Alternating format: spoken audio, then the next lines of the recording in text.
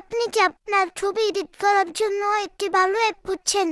তাহলে এটাই হতে পারে আপনার জন্য একটি ভালো অ্যাপ। এটা একদম ফ্রি, একেবারে সহজ। তো ফার্স্টে আপনাদের যা করতে হবে, প্লে স্টোরে গিয়ে সার্চ করতে হবে TEO। দেন এখানে সার্চ করলে 2 নাম্বার যেই ওয়েবসাইটে পেয়ে যাবেন, সেটা আপনাদের ডাউনলোড করে ওপেন করে নিতে হবে। দেখুন, এটাকে আমি আগে থেকে এডিট করে রেখেছিলাম।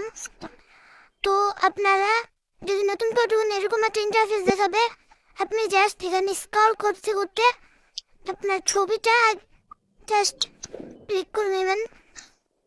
তো আমি এখান থেকে আমার একটা ছবি ক্লিক করে নিলাম।